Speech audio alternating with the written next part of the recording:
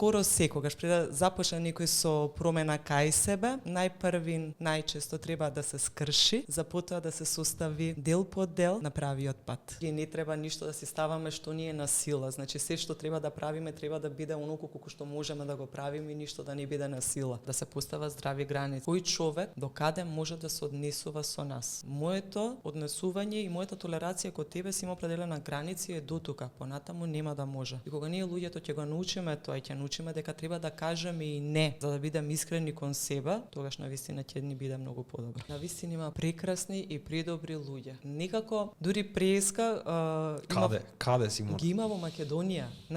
Зашто не ги гледаме? Па не ги гледаме зашто не сакаме да ги видиме и најчесто луѓето ги проценуваме врз основа на тоа што го имаме ние внатре. Секој човек да си ја знае својата цел и патот по кој што чекори и да не се откажува. Следи разговор со Симона Петреска, автор, мотивацијски говорник и животен тренер, кој преку својата работа настојува да ги инспирира луѓето посигурно да зачекорат во своите животи, пренесувајќи им клучни делови од животната формула. Денеска во Wild Tales ја тестираме таа формула. Така да ова може да го искористиме како генерална проба една за тоа што го оствариш, што сакаш да го оствариш виднина, како и да е. Мене ми е многу интересна темата и многу ми е интересно тоа што го правиш. Случајно налетав, морам да признам, иако во овој мал период што го имав на истражување, може да видам дека си била присутна на национални телевизии и на интервјуа и доста и писмени видео и така натаму, дека си полого време активна. Јас се запознав сега во блиско минато да кажеме и сум импресиониран од работата што ја правиш. Благодарам. Иако морам да признам дека бара храброст денеска да човек се бави да го носи називот животен тренер. Мислам дека не е воопшто едноставно и дека бара едно ниво на самодоверба и знаење да ја носи таа титула. Ти ја носиш таа титула и ја би сакал на самиот почеток да ни даеш мал вовед за тебе, од кај си, од кај доаѓаш, како да кажеме течеше тој пат до оваа точка сега кај што се наоѓаш за да добиеме малце контекст. Па јас сум Симона Петреска Георгиева од Скопје и се уште живеам во Скопје. Пред се сум мајка на 2 сина, 14 и 12 години. По моја професија е дипломиран педагог на Филозофскиот факултет во Скопје. Со ова се занимавам како, не можам да кажам баш животен тренер, туку некој вид на мотиватор кој што ги мотивира луѓето да превземат некаква акција за да го променат својот живот на многу подобро. Ова трае од прилика мојата развојна промена на мојата личност околу 3 години и секогаш пред да се започне, скоро секогаш пред да започне некој со промена кај себе, најпрвин најчесто треба да се скрши, за потоа да се состави дел по дел на правиот пат. Во ред да прашам, затоа што нели тоа е пат што важи за сите, вклучувајќи и тебе. Значи ти си била скршена во одреден период и си се составила. Па така, да, тоа го имам напишано и во мојата книга Радоста на постоењето, што всушност ме потекна на промената кај себе. Исто така јас се соочив со развод кој што беше прилично болен за мене, затоа што сум растена во традиционално семејство. Кога се венчав, мислев дека ќе биде за секогаш, меѓутоа се случи развод, тоа беше премногу болно за мене. И сите оние прашања кога си ги поставував, зашто тоа се случи, целосно преиспитување на себе, преиспитување на целиот брак, дојдов до заклучок дека јас дадов се од себе, дури многу повеќе од тоа. Ја донесов таа одлука дека треба да се стави крај на бракот. Навистина беше тежок период што го поминав, но полека, чекор по чекор, со работа на себе и со верба во Бога, дојдов до местото на кое што сум сега.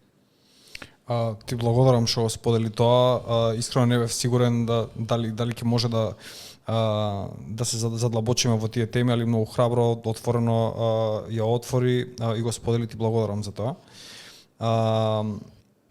спомна дека си растана во традиционално семејство. Така, Значи, да. можеш ли да ми споделиш за тој период, затоа што мислам дека она што луѓето го имаат перцепција денеска за традиционално семејство и традиционално семејство пред 10 или пред 20 години се мислам дека малку различни концепти.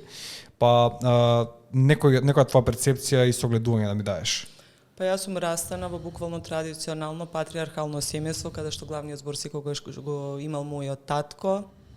Мајка ми беше повеќе фокусирана на растење на децата, наше воспитување, имам и сестра помало од мене, помош околу училиштето, помош околу нашите обврски, а татко ми бил повеќе тој што се грижал за финансискиот дел. Исто така и мајка ми работела, меѓутоа главниот дел бил на татко ми. Така да тоа го подразбирам ја тоа по традиционално семејство со некои традиционални вредности кога не учеа дека треба да бидеме пред се луѓе, да бидеме добри, да бидеме честни, да имаме колку што имаме, колку што е дадено и благословено од Бог. Сето тоа јас го научив од нив. Мојата фамилија, моето потекло е скромно, значи тоа е едно работничко честно семејство што се што досега сработило е целосно со свој личен труд и на добар православен начин. Порано, кога бев помала и кога растев, влегов во некое друштво каде што моите врстнички има многу повеќе пари и во тој период се чувствував како некој вид на некоја, можеби, ако можам да се искажам, на некоја помала вредност, бидејќи немавме ние толку пари како што има моите врстнички. Тоа е феномен и денеска така, присутен, ја мислам. сакав нивната гардероба, нивниот стил на живот, често се споредував со нив и во тој период ми беше тешко. Меѓутоа од сегашен аспект, кога ќе се навратам на моето минато, јас сум премногу благодарна на Господ што сум ќерка на моите родители, кои што ме научија на сите вредности кои што треба да ги поседува еден човек. Дали мислиш дека човек е неопходно да го пројде тој пат за да дојде до некој ниво на созревање и на знаење и да може да развие една различна перспектива од таа иницијалната, да кажеме, што секој има, односно да бидеме зависни кон тоа што го има другиот, да сакаме повеќе секогаш, да не знаеме да го цениме тоа што го имаме. Колку е тој пат битен во созревањето на еден човек? Па тој пат е многу битен, меѓутоа пред се треба да човекот се освести и да свати дека секој човек си има свој животен пат даден од Господ и секој човек си го носи својот крст. Така да споредбата со другите е многу лоша и тоа може само да доведе до појава на завист, на љубомора, а човекот што се споредува да чувствува тага и очај. Секој треба да си го гледа својот личен живот, да работи на себе и да навлезе длабоко во својата душа за да ги пронеде тие преубави Божи благослови што ги имаме во нас самите и кога ќе го направи тоа, кога човекот нема да даде фокус на ништо што е материјално, кога нема да биде роб на своите страсти и на своите желби, тогаш ќе живее живот исполнет со љубов, со радост и со мир. Јас сега можам да кажам дека живеам буквално таков живот. Она што до сега можам да го слушнам е дека ти правиш комбинација помеѓу религија и психологија, односно претпоставувам тоа е она што се нарекува ортодоксна психологија, ако не се лажам, и може ли да ми објасниш малку за концептот, затоа што тоа е нешто првпат што слушам, да кажеме, во периодов и би сакал малку да дознам како функционира тоа, затоа што тие две дисциплини најчесто функционираат паралелно, никогаш не е микс, значи или е психологија или е религија. Луѓето некако така се определуваат. Ова што ти го предлагаш, да кажеме, и што го споделуваш е ортодоксна психологија, односно мешавина психологија и религија. Така, па ортодоксна психологија најпросто можам да кажам е дека се што се случува во животот на еден човек и се што се случува во општеството да се согледа низ православието, односно да се разбере дека се што правиме и се што ни се случува во животот е со Божја љубов и со Божје одобрение. Така да сите убави емоции, сите неубави емоции, целиот наш животен пат, сите искушенија, сите предизвици со кои што се соочуваме се дадени од Бог за да научиме нешто.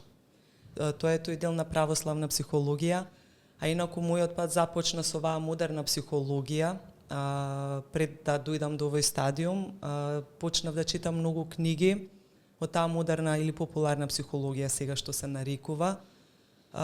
Читав, меѓутоа, мојата душа знаеше дека има нешто многу повеќе од тоа што се нуди во во тие книги, иако кога читав добив одговори на многу прашања, меѓутоа нешто ми фалеше. Отидов во една книжара, побарав книга, некоја нова за читање, затоа што читањето кон книгите е моја љубов и моја голема пасија. И ме препорача една книга што се вика Небото и пеколот од Емануел Сведенборг. Таа книга е напишана во 1756 година на латински јазик, а Емануел Сведенборг е мистик, религиозен отец од тоа време. И има напишано за Бог во книгата, за ангелите, за небото, за пеколот, како функционира сето тоа. Тоа е прв и контакт? Тоа беше мојот прв контакт што предизвика во мене некое воодушевување и некои чувства кои што дотегаш ми беа непознати. Значи буквално јас ќе прочитам една книга од една страна од таа книга, и јас сум во некаков восхит. Потоа читам друга страна, трета страна и почувствував дека тоа е некоја вистина која што јас ја барам. Потоа навлегов во мојата библиотека што ја имам дома, во книги кои што ми беа подарени од православни цркви, и кога почнав да читам и повеќе да навлегувам во тоа, викам да, ова е тоа ја што го барам, ова е тоа што го бара мојата душа. И така читајки почнав да слушам, ме наведе да слушам голем број на видеа кои што ги има на YouTube, кои што се кажани од монаси, попови, некои толкување на свети оци, има голем број на канали на YouTube кои што го нудат тоа. И слушајќи го тоа, јас мислев до тогаш дека, како и повеќето што мислат, важно е да сум добар човек, ја не сум направил на никој ништо лошо, ја нема потреба да идам у црква. Меѓутоа, слушајќи ги нив, јас сватив дека за да бидам православна христијанка, меѓутоа не само на хартија, туку да го живеам тоа, треба да идам во црква. Отидов во црква и навистина тоа на неделна литургија и навистина тоа што го почувствов, значи тоа беше најверојатно присуство на Светиот Дух во мене. Потоа идав секоја недела на црква, како што повеќе навлегува во православието, имав и духовен отец кој што ми објасни за постите, за моќта на причеста, за моќта на исповедите, и така тргнав по тој пат на православие. И сето тоа што го учам и што го читам, го применувам во мојот живот, се преиспитувам јас до кај сум со тоа, каков е мојот живот во однос на тоа што се кажува во тие свети книги, во Светото Евангелие. Нормално јас како човек секојдневно многу грешам, меѓутоа читајки и осознавајки се трудам мојот живот да го колку можам повеќе да го насочам на тој вистински пат. Во кој период се случува ова? Па ова цел живот сум јас религиозна, затоа што мене мајка ми и татко ми од мала ме воделе во црква. Од мала сме имале домашна слава фамилиарна, доаѓале попови кај нас да ни јас светат куќата пред слава, сме идале најчесто на празници исто така во црква. Меѓутоа во оној период веќе кога станав тинеџерка, кога почнав да излегувам, никако целосно сакав да бидам прифатена од кругот во кој што се движам, од пријателите, на местата кај што излегувам, и така никако се тргнав тој период, бидејќи во тинеџерските години, 20-тите години имав некои други приоритети. Меѓутоа чувствував во себе некоја празнина каде што барав што е тоа, што мене ми недостасува. И пред неколку години, поточно пред околу 2 години, значи јас се пронедов на овој пат и сега мојата душа е исполнета. Да, мене ми е симптоматично затоа што викаш дека таа книга во тој момент, читајќи ја книгата, си осетила момент во кој што стварно сакаш да се препуштиш, да кажеме, и да почнеш да го одиш тој пат. А религијата е присутна во твојот живот од самиот почеток. Така, да. Зошто мислиш дека не успеала религијата претходно да направи таков импакт врз тебе? Па затоа што најверојатно сум била помал и како што кажа, фокусот мој ми бил на некои други нешта во мојот живот.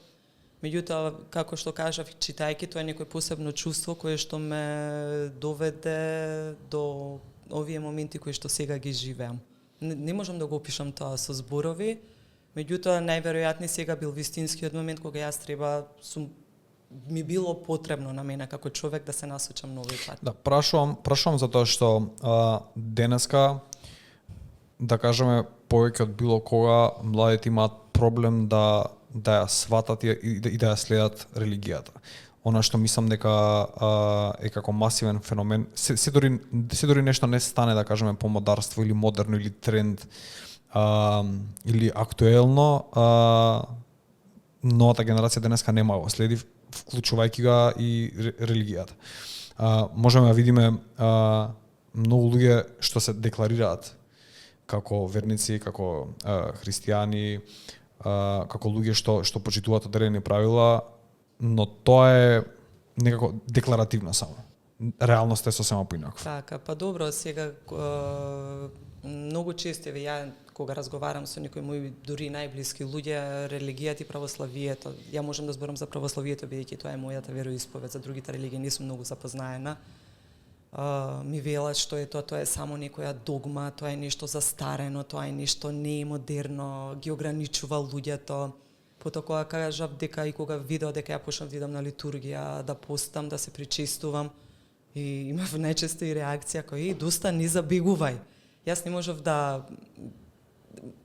сакав да објаснам, меѓутоа не се не трудев толку многу да го објаснам тој пат на православието и тоа ја што сакам да го живеам, затоа што секој човек си има некое свое уверување и свој начин на гледање на нештата.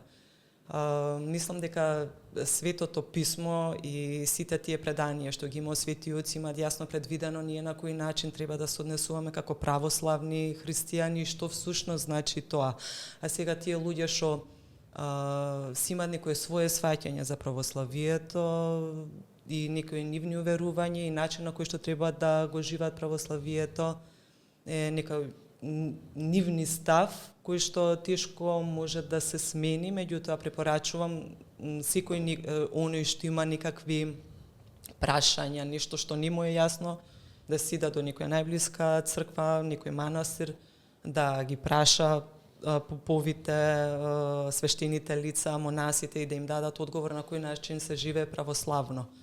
Меѓутоа исто така и тоа само одење по цркви и манастири не значи дека и тоа е вистински православен човек ако душата не ти е чиста и не ти е добра.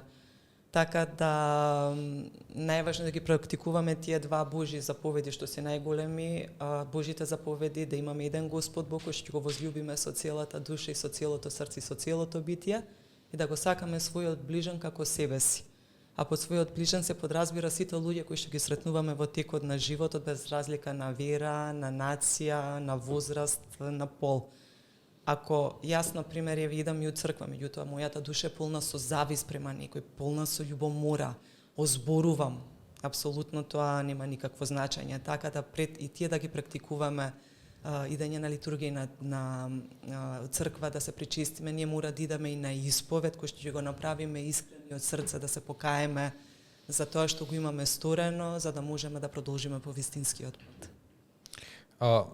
Размислувам, дури зборуваш и самиот концепт ми изгледа малце страшен, морам да ти признавам, затоа што кога би трнал, да кажеме, еве од утре, со таква душа, без лоша мисла, секој да ми е близок и така натаму, ја мислам дека за сад време ќе ме нема. Едноставно мислам дека ќе ми изјадат луѓе. Не е толку сега ригорозни, толку буквално, значи ние сепак сме луѓе и не треба ништо да си ставаме што ни е на сила. Значи се што треба да правиме треба да биде онолку колку што можеме да го правиме и ништо да не биде на сила.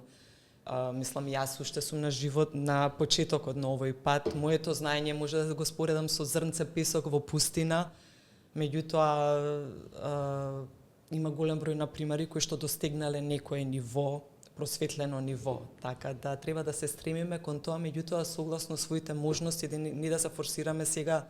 Од сега ја имам само позитивни мисли, од сега јас ќе бидам најдобар, бидејќи тоа едноставно така не иде. Тоа бара значи голема работа на себе, голема свесност за нештата.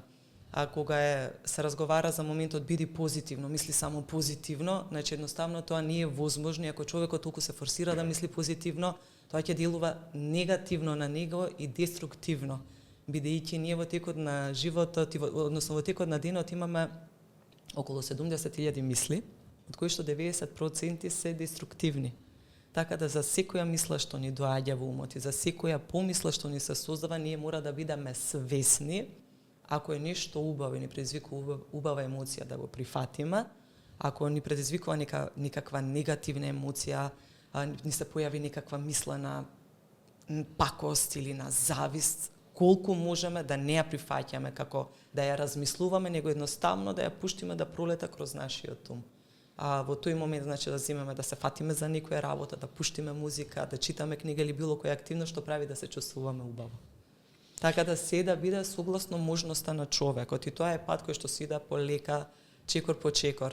На мојот разговор во манастирот Свети Јован Бигорски, исто јас кога почнав да поставувам прашања, ми рекоа навлегувањето во верата е како мало дете, односно првин малото дете мора да научи да џвака да јаде течна храна за да џвака цврста храна. Така да се треба да иде мазно, полека, чекор по чекор, без никакво форсирање. Воретно,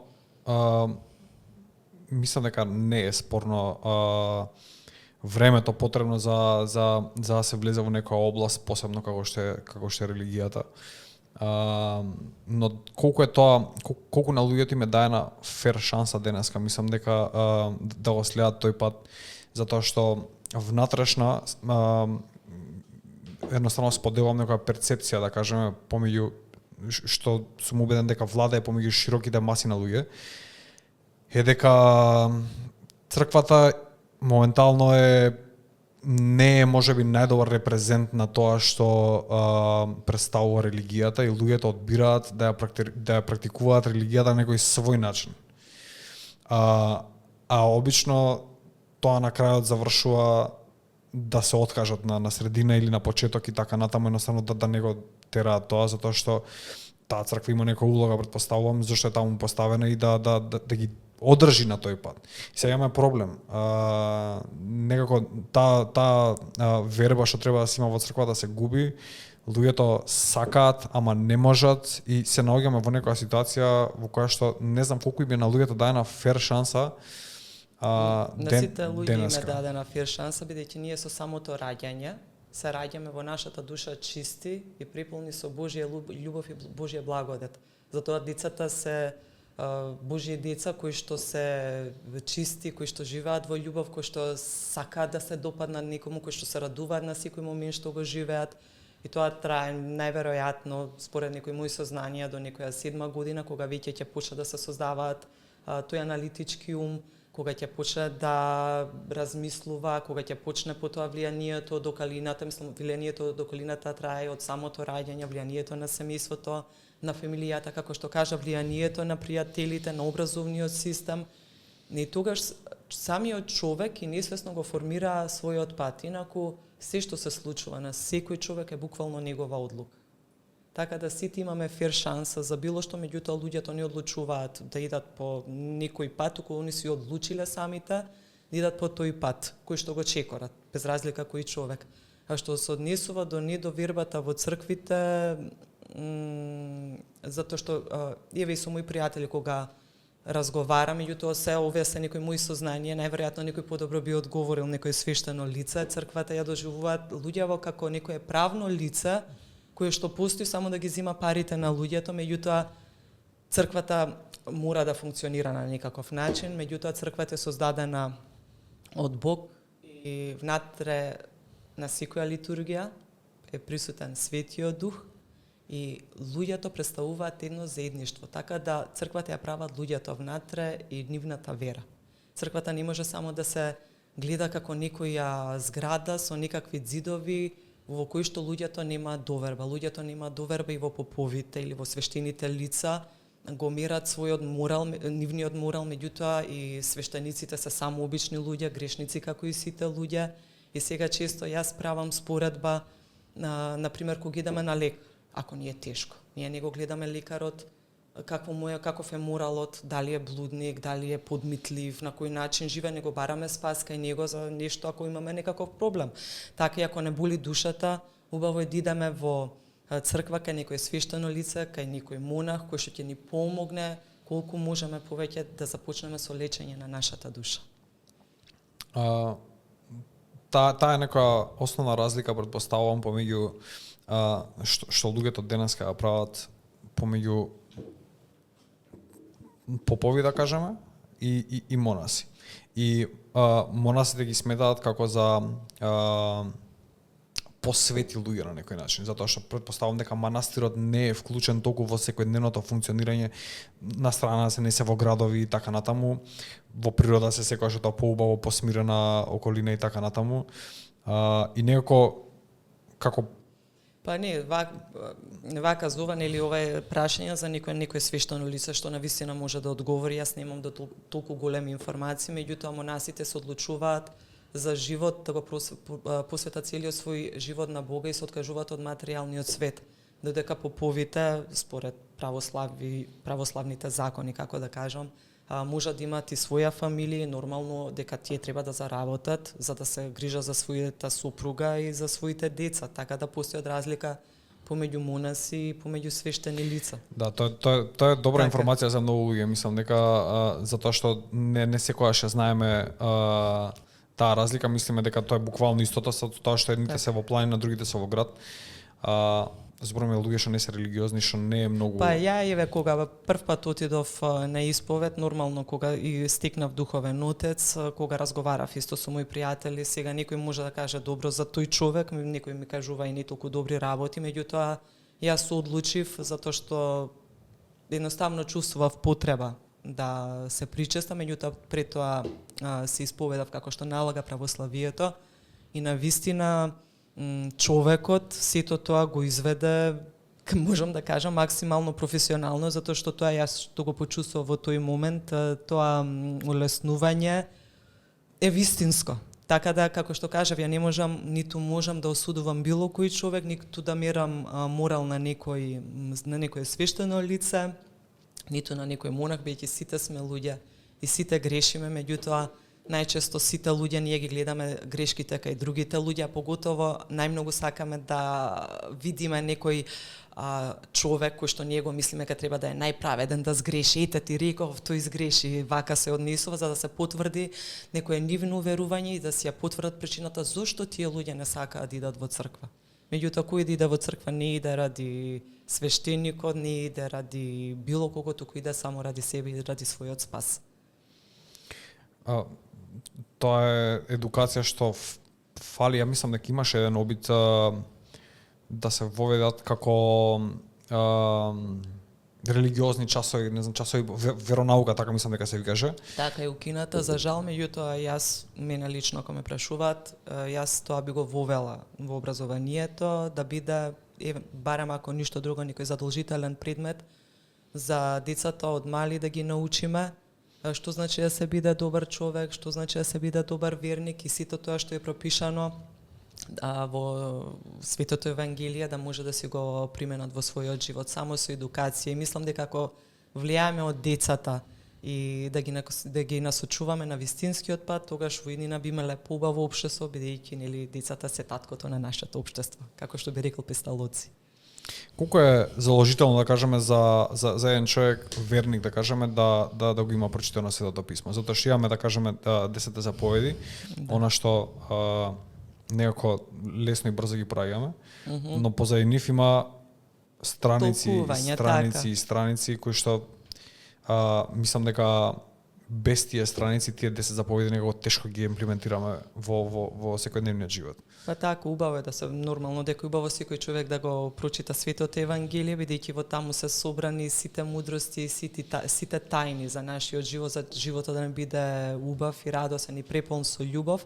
Меѓутоа, кога се чита Светото Евангелие, не се чита буквално, има и многу преносно значење, така да никој, ако сака да ја го чита Светото Евангелие, тогаш треба да, доколку нешто не му јасно, сепак да побара и помош од, како што кажам, некој свештено лице, за да може да му се разјаснат тие нешта, да ги свати на вистински начин, а не на некој свое лично толкување, и потоа не само да се прочита, него тоа што се чита, колку може повеќе да се внесе во животот на човекот.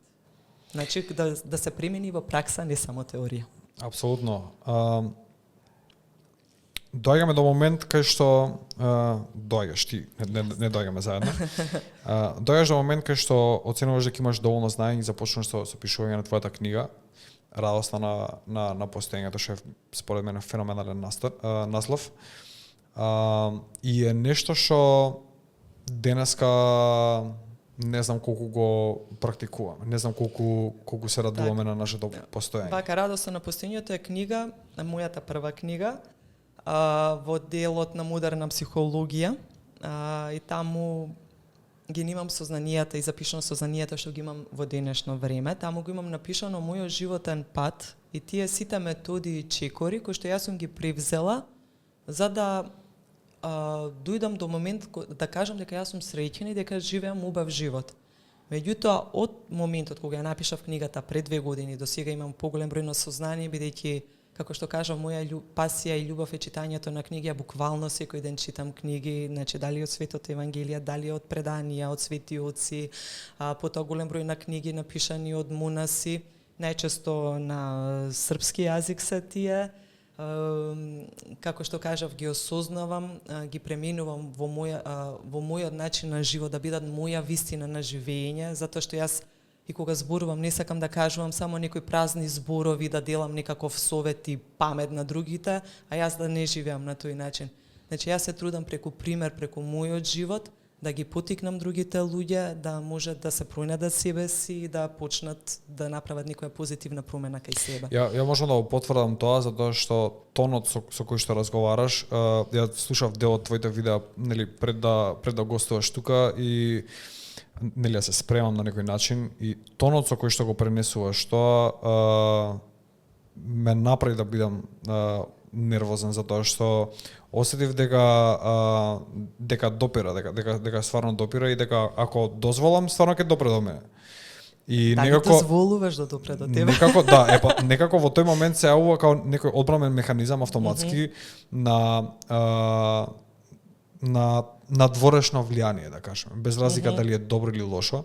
Автоматски некоја школка се јавува, која што одбива све што сака да продре. Значи и добро и лошо правиме мовет. И тоа е претпоставувам од тоа бомбардирање од информации што ги имаме секој ден. И неможноста да разликуваме што е добро, а што е лошо за нас. И истото се случи и со твоите пораки. Али можам да кажам дека нели сега во живо разговараме. Дека тој тон го задржуваш и дека според тоа од она јас што можам да кажеме да проценам не е некој што кажува празни фрази, доку има содржина во тие пораки и најверојатно треба луѓето малце повеќе да веруваат кога ќе слушнат некој дека зборува на таков начин. Па многу ми е драго што се чувствуваш на тој начин, дека ми веруваш на тоа што го зборувам и тоа е таа искрена емоција, затоа што, како што кажав, тоа е моја вистина на живење и најверојатно не само од тебе, туку и од повеќе луѓе што ми пишуваат, што се сретнувам секојдневно, го чувствуваат тоа и најчесто ми кажуваат: Симоне, јас на тебе ти верувам и сакаат да тргнат по патот по кој што јас одам. Например, често пати добивам пораки кога почнува литургија, во колку часот, каде одиш на литургија, дали постиш, како постиш. Полека, но сигурно има луѓе на кои што влијам. Тоа е мојата цел. Си велам, на еден човек да влијам, да го потикнам на вистина да се пронајде себе си, да го пронајде својот вистински пат, мојата не можам да кажам мисија, него туку моето делување е вистинско делување. Така да секојдневно добивам приубави пораки, а што се однесува до твојот одбранен механизам, мислам тоа е нормално да го имаш, затоа што тоа е нешто што ти се створило во текот на животот и нормално е да бидеш со некаква резерва према сето тоа што ти се кажува, затоа што ти си возрасен човек кој што има свои ставови, свои уверувања кои што го водат во животот, меѓутоа по начинот на кој што ти мене ме гледаш, ја можам да приметам дека ќе те остам, ако ништо друго, кога ќе си одам барем да размислуваш на оваа тема. Сега ќе размислувам и во бројот на пати во кој што ќе го прегледам видео, сигурно ќе имам како се вика нови мисли, нови прашања и така натаму. Но ми се допаѓа, значи сум да кажеме таа љубопитност не донесе некако до масава, затоа што наставно сакам да соберам од повеќе страни информации секогаш, посебно на вакви осетливи теми кои што, нели, зборевме, многу е тешко да човек ја врати вербата некако во целиот тој пат, затоа што едноставно премногу е секојдневието станато немилосердно, премногу товарот кој што секој, да кажем, од луѓето денеска го носи е преголем, мислам дека ги немаме алатките да го носиме и да се справиме со него како што треба. И тука мислам дека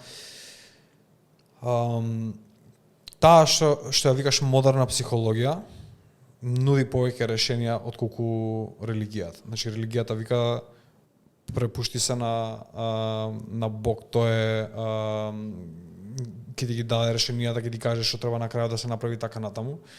А она што, да кажеме, таа модерна психологија го говори денеска е how to, односно реални практични алатки кои што нели ќе ни дадат повеќе способности да се справиме. Така, па добро, психологијата, психијатријата и сите останати гранки, значи се некои науки кои што сигурно добро има добробит према човекот, значи не значи дека тие треба целосно да се отфрлат. Секој човек треба да си го најде оној пат, нели, кој што му делува на него добро. Меѓутоа има голем број не само како модерна психологија, некои нови New Age учења кои што иако навидум нудат некакви решенија, тие се краткотрајни решенија и потоа после некое време на човекот не му е подобро, туку му станува многу полошо ако длабоко навлезе во сето тоа. И потоа тие луѓе бараат помош во некои други делови од светот или религијата, можам да кажам. Значи колку е потребно човек да се скрши за да може, да кажеме, да се исправи, да тргне некој подобар пат на кој што бил. Значи колку е потребно? Не значи, па сега колку е потребно. Не знам ја колку е потребно, нели секој човек си има своја толеранција, свој праг на толеранција, секој човек си го носи својот крст. Например, за мене ако е нешто лесно и се чудам на некој зашто така реагира на некоја ситуација, тој некој всушност му се крши душата на сето тоа, сите имаме различни гледишта на нештата, меѓутоа најважно е човекот кога ќе биде така кажано скршен да не остане во таа фаза на очај, на тага, на себе сожалување, изигрување на жртва, зошто мене ова ми се случи, зошто тоа ми се случи, затоа што ќе влезе во еден затворен круг од кој што ќе има многу тешко излез. Така да кога се чувствуваме скршени, кога нешто ни се случува нешто не толку убаво во животот, прва работа што треба да направиме е да ја прифатиме целосно таа ситуација се случила. Ако ми е тешко, да, тешко ми е и нема да ја го негирам тоа чувство на тага, тоа чувство на ако сакам да плачам, ќе плачам, значи да не ги негираме тие чувства, едноставно ги прифатиме, да, така се чувствувам, тешко ми е, лошо ми е, што можам јас да направам за да излезам од оваа состојба. Значи, колку и ниско да паднеме, секогаш треба што побрзо да останеме, да не се наоѓаме во состојбата во која што не ни е добро. Добро. И ова е нешто што овие се пораки што се испратени, да кажеме, од многу странски домашни говорници, значи луѓето ги слушнале и некако тешко ги примаат. Како што кажав, секој човек има свои уверувања. За некој ќе сега кога ќе го слуша ова наше видео ќе си донесе некаков свој суд за сето ова што се збори, на некој ќе му се допадне, на некој нема да му се допадне, на некој исто така ќе го сваќа ова како догма, некој ќе рече Симона што збори, ама не е вака, науката покажува некои други работи. Така да има, од се има решение, меѓутоа човекот треба да сака да го пронеде тоа решение и на вистина бара работа на себе. А што подразбирам под работа на себе? Тоа исто јас што почнам, значи да почна да се читаат многу книги. Затоа што доволно исто од една книга, една реченица која што ќе ве поттикне на некаков, барем ако ништо друго, на некаква мисла за подобрување на својот живот. Потоа гледање на голем број видеа исто така кои што ќе ве мотивираат да се сакате повеќе себе си, бидејќи се поттикнува љубовта према себе. А меѓутоа не на љубовта водена преку егото, јас сум најдобар, јас сум најпаметен, важно ми е да ми е добро, сите друго воопшто не ми е грижа, важно на моето семејство да му е добро. Него вистинската љубов према себе како човечко суштество и кога ние ќе се сакаме вистински себе си, ќе можеме да ги сакаме и другите луѓе, затоа што Бог на сите најскапоцено нешто што ни дал е нашиот живот. И нашиот живот треба да го живееме во радост, во мир и во љубов. Се што е спротивно на тоа, значи е со некакво Божие одобрение, кое што треба да не научи некоја лекција, која што ќе примениме во животот и да продолжиме во животот понатаму. А додека ние не ја научиме лекцијата што ни се, или искушението што ни се појавува во животот, а повторно ќе се појавува се додека не извлечеме некаков заклучок за тоа. Така да тоа е животот. Животот е, како што кажав, радост, љубов, меѓутоа во животот се случуваат секогаш некои неубави ситуации, неубави, немили настани во нашиот живот, меѓутоа, како што кажав, тоа треба да се прифати дека е така, да ја го преживееме тој момент, меѓутоа да не остануваме заглавени за секогаш таму, туку да го бараме начинот повторно да продолжиме по убавиот пат.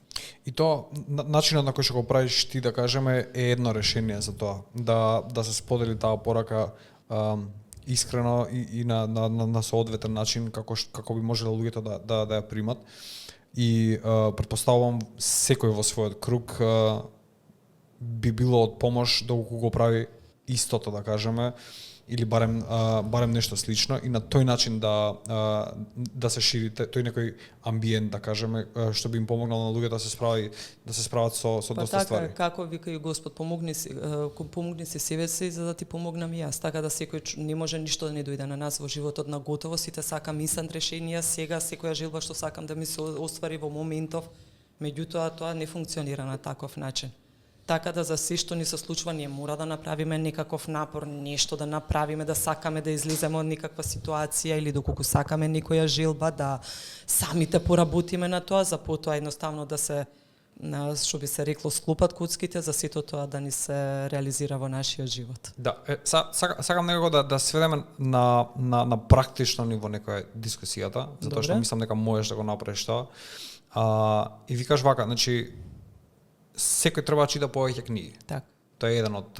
Тоа и одговорно го тврдам, тоа го кажувам исто од лично искуство, затоа што читањето на книги, значи човекот, сега не правам не разговарам за книги што се некои трилери, романтични книги и така натаму, сите тие разни жанрови, него книги кои што конкретно ќе помогнат за развојот на личноста.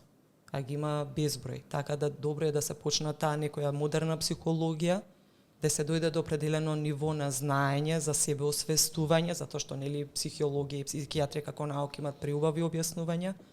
Меѓутоа мојот пат, како што кажав, почнувајќи од таму, ме насочи кон православието и јас можам и одговорно тврдам исто така преку мојот личен пример дека тоа е вистината на живот и убаво би било според мене доколку сите стигна до тоа некое ниво, колку луѓе повеќе може да стигна до некое ниво и да тргнат по тој пат. Бидејќи на вистина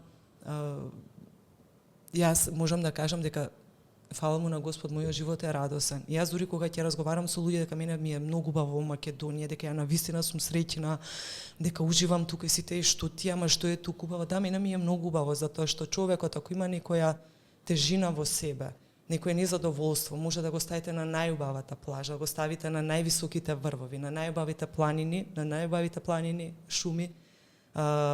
Тој немир ќе го носи во себе, може првите неколку денови да му биде забавно, меѓутоа од својот немир во својата душа не може да избега. Тоа можам да го потврдам и јас, верувам и многу други, дека локацијата во одредена фаза од животот и не само што не е пресудна, туку многу мало улога игра. Па така, им затоа и многу луѓе бегаат од самите себе и себе соочувањето, тоа е еден од најтешките моменти на луѓето и затоа некои се преокупираат со работа, многу сакаат да работат, многу сакаат да излегуваат, многу често сакаат да патуваат за да избегаат од таа празнина во себе и постојано бараат некоја надворешна дразба за да ги направи да се чувствуваат добро, да се чувствуваат живи. Меѓутоа, колку може да бегаат. И тоа е целосен фокус на се што е надворешно. Мора човекот да дојде во некој определен период кога ќе влезе во својата душа, да види што има во неа и колку побрзо го направи тоа, толку подобро, затоа што колку повеќе се негуваат тие негативни мисли, негативни емоции, толку ќе биде потешко излегувањето од исти. А колку е, да кажеме, тоа правило денеска имаме епидемија, мислам дека на осаменост и на луѓе што живеат сами, и на неможноста да се поврзат или да постават вистинска конекција со други луѓе. Епа, ние како човечки суштества на оваа планета сме дадени во заедништво, во заедница. Сите луѓе сме поврзани. И тоа е тој закон кога вели сакај го својот ближен како што се сакаш себе си. Ние луѓето сме створени да живееме во некоја заедница. Но за жал во денешно време се повеќе се форсира тој индивидуализам, важно мене да ми е добро, се развива таа себичност, фокусот на работата, каде што ги губиме пријателите, го губиме семејството, се фокусираме само на себе, само на своите потреби, само на своите желби, само јас сум важен и потоа резултат можеби во некој определен период од животот ќе биде добро. Меѓутоа порано или подоцна сето тоа ќе се манифестира во животот на човекот. Значи, никој не може да седи сам. Ние сме створени во заедница и треба да ги негуваме традиционалните семејни врски, врските со нашите пријатели, со нашата фамилија. Колку е?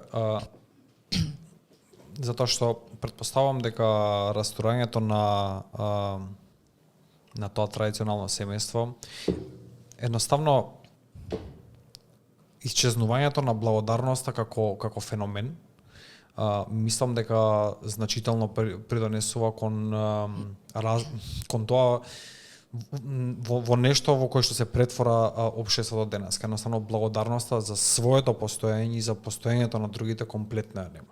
Ја мислам дека луѓето даваат многу здраво за готово, ги земаат сите работи со кои што им се случуваат во текот на денот и во животот општо, а со тоа уште повеќе во животот на другите. Така, се зимаме здраво за готово, дека не го изгубиме. Така, например, ние сме здрави, фала му на Господ, нели, имаме вода за пиење, имаме струја, сите работи што дури најбогатите луѓе пред некои 100 години ги немали, ние сето тоа го сваќаме здраво за готово и ние сме благодарни на Бог тоа што ни го дал, зашто секогаш сакаме уште повеќе, затоа што се споредуваме со некои други што имаат многу повеќе и мислиме дека тие живеат некој супер живот, дека мојот живот само уште е ова да ми се случи, ќе бидам благодарен. Да имам само уште повеќе пари, ќе бидам благодарен. Меѓутоа тоа не иде така. Затоа што човечкото око е ненаситно, колку и да имаш, сакаш се повеќе и повеќе.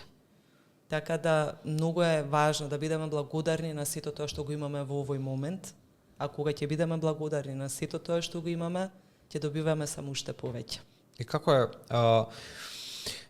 пак тој момент сакам да пробам некако да го сведеме на практично ниво, ќе се вратам на книгите сега на секунда, нели во ред препорака да треба да се читаат, но она што го имаме денеска да кажеме е она што се вика намалено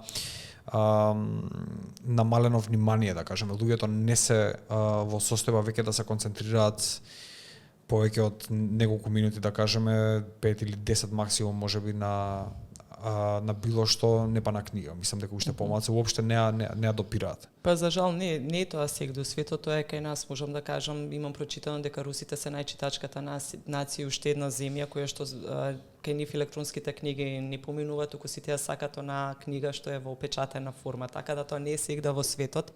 Можеби тоа е кај нас така, меѓутоа ако секој човек сака некаква промена, не може да го живее животот кој што го живеел. Кај нас најчесто луѓето сакаат да направат некоја промена или да им се случи нешто добро, не за да се сменат, туку да си продолжат со стариот начин на живење. Например, некој човек се соочува со некаква болест и тој сака да се излечи од болеста за да може да го продолжи стариот начин на живот, па не може така. Значи, мора ние да се менуваме, да ги менуваме нашите ставови, да ги менуваме нашите мисли. Тие создаваат уверувања, полека, но сигурно за да ни се смени животот на подобри. Нормално, како што кажав, ние мора да дадеме некаква сила и нешто да направиме, за да не биде подобро. Ако ја не можам да се сконцентрирам, можам 10 минути, добро, јас ќе почнам со 10 минути концентрација, ќе прочитам 2 страни од некоја книга. Утре ќе прочитам повеќе, меѓутоа мора да го зголемуваме нашиот праг на концентрација и на толеранција. На крајот се сведува на физичка пракса, значи намерата преточена во физичка пракса, така. Значи мора да се чита. Не може да се добива тие некои инстант решение или да се разговари со така, значи тука се читањата, тука се видеата, тука се со, како што кажав, има голем број на свештени лица кои доколку имаат некакви прашања може да им одговорат на тоа. Разговор со луѓе кои што живеат некаков живот кој што тие го посакуваат, совети од такви луѓе, така да има безброј начин. Меѓутоа не може само да се седи, да се вика сакам сега да ми е подобро, сакам јас да се чувствам сега среќно, а ја не сум среќен и да не сменам никаква навика кај себе. Значи тоа едноставно така не иде. Значи ние мора постојано да се менуваме и да растеме како луѓе и пред се како што кажеш ти, значи мора да бидеме благодарни на тоа што го имаме, благодарност. Благодарни на себе тоа што го имаме, меѓутоа пред се да бидеме благодарни на Бог тоа што ни го дал. Колку и нешто во некој момент да не ни е убаво и не го прифаќаме, што не ни се случува, се што се случува е за наше добро. И прочитав, вели, ако се што ни се случува, колку и да е лошо е за наше добро. Ако не е добро, значи не е се уште крајот, дека на крајот сепак ќе излезе добро за нас. Колку и во моментот да не се чувствуваме така, со тек на време кој ќе се согледа од некоја друга позрела перспектива, секој човек ќе свати дека се што му се случило, тоа е некој животно школа што треба да го помина за да дојде до определен позрел стадиум во животот. Во период дори се спремав, извадив неколку твои цитати, па би сакал да пробаме да ги анализираме. Викаш вака, еден од најголемите дарови што Бог ни ги дарил е целосната слобода. Так. Дали ако све ни е дали ние знаеме што правиме со нашата слобода? Епа, вака како што кажав и тука, Господ ни ја дал целосно нашата слобода. Што значи тоа? Целиот живот зависи само од нашата одлука. Затоа што Господ многу не сака, ни дал целосна слобода на наше одлучување. Меѓутоа, затоа Господ ни ја дал и совеста. Совеста секогаш разликува што е добро и што е лошо. Затоа пред некоја одлука да донесеме, се соочуваме со некоја ситуација, така. И сега ние сме целосно слободни да ја донесеме одлуката на кој начин ќе постапиме, или ќе постапиме добро слушајќи нашата совест, или ќе постапиме на некој недобар начин. Секогаш што е недобар начин, порано или подоцна си ги зима своите последици кои што ќе не се манифестираат во животот. Чести приносење на тие одлуки, нели, кои што представуваат целосна слобода, ние си даваме, ако одлуката не е добра, си даваме разни оправданија зашто тоа го правиме. Јас сите го прават, јас ќе го направам тоа, или тој прави ништо не му можат, јас ќе го направам истото. Меѓутоа не е така. Така да Господ ни дал целосна слобода да одлучуваме за нашиот живот. И тоа е она што луѓето не толку добро го прифаќа, затоа што секогаш сака да најда за се што им се случува некој виновник од надвор и секогаш сака да скоро секогаш да се ставаат во улога на жртва. Добро, мене ми е лошо зашто тој на работа така ми направи, или тој така ми направи, или јас не сум виновен за ништо. Не, ние сме одговорни за нашиот живот и тоа значи слободата што ни е дадена од Господ. Дали тоа значи правилата кои што ни се даени некако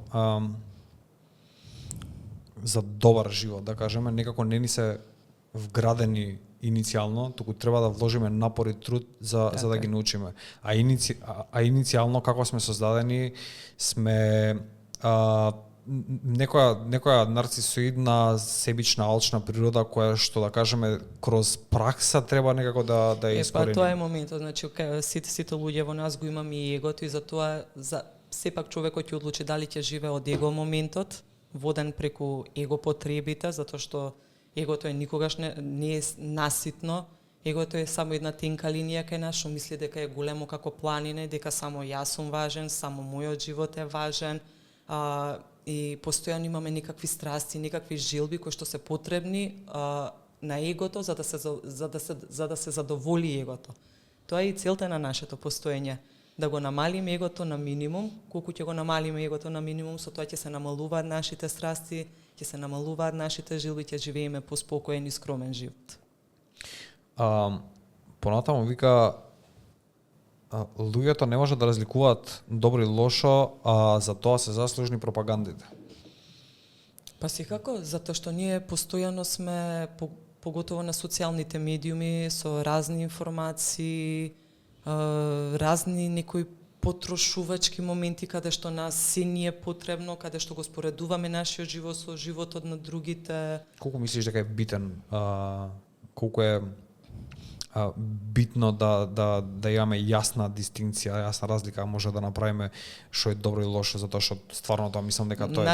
Нашата совест секогаш знае што е добро и што е лошо. Ја и затоа и во моите видеа велам, пред да се донесе некоја одлука, да не се донесе одлуката избрзано. Например, ако сме премногу среќни или ако се чувствуваме премногу тажни, да оставиме некое време да помине, ден-два малку да се стабилизираме и нашата совест ни го каже нашиот одговор. Меѓутоа, ние, како што кажав, не одлучуваме секогаш да го прифатиме тоа што ни го кажува совеста, некогаш одлучуваме да постапиме на некој друг начин, давајќи си голем број на оправданија зашто сме постапиле на тој не толку убав начин. Исто така и многу луѓе се обидуваат да ја угушат својата совест постапувајќи на неубави, одбирајќи некои недобри одлуки. Меѓутоа, совеста не може никогаш да се заќути. Потоа затоа се јавува тој немир, потоа затоа се јавуваат анксиозност, се јавуваат голем број на депресии, голем број на стравови, голем број на грижи. Она што ми се јавува во моментов како прашање е дали концептот правењето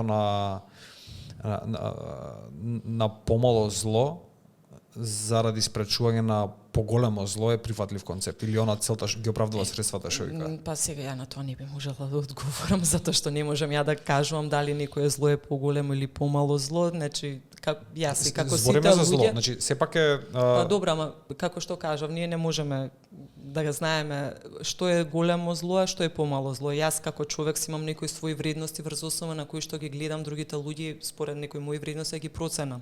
Ти си имаш некои твои вредности, нешто што за мене е големо зло, за тебе може да не представува никакво зло. Затоа добро е кажано дека ние треба да се занимаваме со сопствениот живот, да си ја гледаме сопствената работа, да се грижиме за сопствените гревови да ги подобриме, а да не се грижиме за гревовите на другите, да не ги осудуваме другите луѓе, веќе се знае кој може само да суди. Така да не би можела да одговорам на ова прашање што е некој, дали е некој зло поголемо или некој зло е помало. Добро, одиме понатаму. Се надевам дека ти одговорив добро на прашањето, окей? Па, според тебе? Окей, според мене, знаеш како, мислам дека постојат, ти преш разлика помеѓу од човек до човек за неговата вредностна скала и што он одредува. Не правам разлики, значи вака сега има и луѓе на кои што ми се многу драги, има луѓе кои што ми се помалку драги, има луѓе кои што нормално не ми влијаат убаво, тоа што го правам ја е се дистанцирам од тие луѓе. Меѓутоа немам никакво чувство да ги мрзам, немам чувство на завист према нив. Едноставно се дистанцирам и посакувам се најдобро. Меѓутоа и не можам јас да ги кажувам дали некој човек има некакви вредности, меѓутоа ја може да според мене некои постапки на луѓето, бидејќи луѓето не се само некоја нивна постапка, најчесто луѓето исто така ќе им дадеме некоја карактерна црта врз основа на некоја нивна постапка или нешто што направиле. Меѓутоа личност човекот е една толку комплексна личност што не може ние да му дадеме атрибут само не знам тој е крадец или тој лаже или тој не знам некој нешто што прави, бидејќи Тоа е само некоја негова постапка што можеби не е во ред. Сигурно тој човек и било кој човек во себе има и голем број на позитивни Секако, карактеристики. никој човек не е само лош или само добар, али мислам дека постапките се добар показател за балансот во него, до кое ниво е и како е поставен. Добро, постојат некои универзални или За споредби нив зборам, што се за нив така, зборам, значи да. за Значи постои нешто универзалните. универзално, нешто што е кажано, што е пропишано во 10 Божји закони, како ние треба да се како треба да живееме, се што е спротивно на тоа, значи Добро. не се постапува. Ќе го прифатиме одговор. Да, благодарам. Сева животот минува и добро и лошо, потребно е да се наоружаме со големо трпение и верба. Так, па како што кажав и претходно, се што ни се случува и доброто, чувството кое се чувствуваме добро поминува и лошото поминува. Сите луѓе би сакале константно да сме среќни и во некој ентузијазам и во некаква еуфорија, меѓутоа спречени сме со тоа, за тоа бидејќи на тој случај ние би станале горделиви и ќе мислиме дека сме највредните од сите. Затоа има момент кога да се чувствувам среќен, меѓутоа потоа се соочуваме со некакво искушение кое што малце не враќа во некоја, не спушта доле, можам да кажам, и во некоја нормала, и тоа е некој баланс. И затоа и кога ни е лошо, само треба да го истрпиме моментот. Се чувствува нешто што не ми се допаѓа во моментот, како што кажав, добро, тешко ми е, меѓутоа ќе помине. Вистина, со тек на време поминува. Потоа ќе дојдат повторно некои убави моменти, па повторно некои неубави моменти и таков е животот. Значи не може цел живот да не биде само добри, да бидеме среќни, бидејќи на тој начин нема ниту да ја цениме среќата. Затоа имаме и некои несреќи во нашиот живот, за да може повторно да копнеме по таа радост, по таа среќа и повторно да ја достигнеме. Така да и тогаш го сваќаме незиното значење, како што кажав, кога ќе изгубиме нешто, ние тогаш ќе сваќаме најчесто неговата вредност за било што во животот. Тоа го поврзавме со благодарност на некој начин. Да. И ова мене ми е, да кажеме, некако најомилено, најблиско до срце ми легна, вика, за да зачуваме своето здравје, мора да им поставиме граници на луѓето околу нас, на кој начин се однесуваат со нас. Така е, да се постават здрави граници, како што кажав, мора да се постават граници кој човек до каде може да се однесува со нас. Моето однесување и мојата толерација кон тебе си има определена граници е до тука, понатаму нема да може. И кога ние луѓето ќе го научиме тоа и ќе научиме дека треба да кажеме и не, за да бидеме искрени кон себе, тогаш навистина ќе ни биде многу. Колку е тоа, затоа што луѓето надвор од семејството, да кажеме, се свесни дека имаат интеракција, да кажеме, со непознати лица, странци, има процес на упознавање и така натаму. Но она што, да кажеме, го прави малце проблемот покомплексен е однесувањето во рамките на самото семејство, каде што се верува, значи моја перцепција, сега да кажеме пренесувам, дека не треба да постојат граници, дека само поради тоа што одредени луѓе се во улога на семејство, можат на секаков начин да се однесуваат меѓу себе. Па добро, сега нели една од Божјите заповеди е да ги сакаме мајката и таткото и да ги почитуваме за да ни биде добро на земјата. Тоа е дадено, меѓутоа секако правиме, најверојатно тука се работи за родители кои што се вистински родители, не само некој што ќе направи и ќе роди дете. Така да и нашата фамилија, доколку гледаме дека некако не се однесува со нас како што ние очекуваме, не сме почитувани, не сме вреднувани, не сме омаловажувани, користени без разлика дали си наши родители, сестра, брат, како што кажа, подобро е да се дистанцираме, меѓутоа да немаме со никакво чувство на да ги мрзиме, да им посакуваме нешто лошо, да сакаме да им напакустиме на некој начин, меѓутоа некако се повлекуваме да имаме љубов према тие луѓе, меѓутоа што би се рекло да ги сакаме оддалеку. Така да добро е, значи без разлика дали е фамилија, доколку е премногу токсична фамилијата, да може да човекот да се тргне, но најпрвен доколку е можно нели да се разговара со членовите во фамилијата, да види дали може да се надминат тие некои недоразбирања, ако не можат сами да свикнат некој психотерапевт, психолог, можеби некој свештено лице или нешто што ќе може да им помогне во сето тоа. Ако навистина нема никакво решение, тогаш најдобро, моја препорака би било човекот да се дистанцира. Да, ми се допаја како се соочуваш со реалноста. Значи тоа не е да кажеме некој што би го препорачал. Едноставно луѓето пробуваат да спасат некогаш ситуации што не можат да се спасат. Значи да одржат нешто што е практично неодржливо, затоа што се бават со последицата, а не се бават со причината, како сме стигнале до таму. Така да не знам, тоа е мислам дека голем предизвик за тебе и можеш ли да ми пренесеш како реагираат луѓето, во кој момент процени дека можеш да оствариш импакт и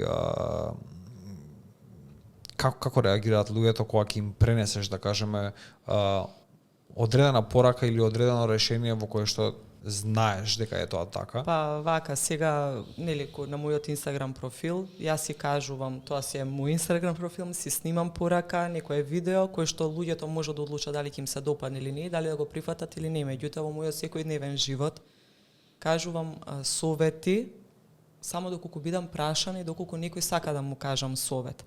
Исто така имам мој близок круг на луѓе кога ќе видам дека според мене нешто не е во ред, можам да им кажам, меѓутоа ако нивната реакција и почувствувам дека тие сакат понатаму да продолжам со да им го кажам мојот совет, продолжувам. Ако не, се повликувам едноставно и не форсирам, бидејќи сето тоа ќе има само некој спротивен ефект на нив.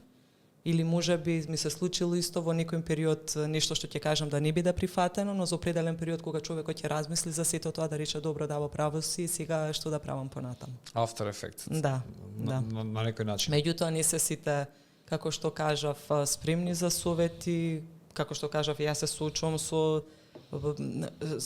како што кажав и од најблиските, што си немој да забегаш, сите мислат дека како човекот тргне по да го живее овој православен живот, дека крајната цел е да стане некој монах или монахиња, меѓутоа не е така. Јас го сакам овој 21 век, сакам да излегувам во град, имам пријатели, се дружам, сакам да идам на концерти, сакам да идам на настани, значи буквално се што се случува, имам и 2 деца, јас сум пред се, како што кажав, и мајка, така да се занимавам со секојдневни активности исто и јас. Така да не е тоа целта дека некој, мислам, можеби нечи живот натаму ќе го одведе патот.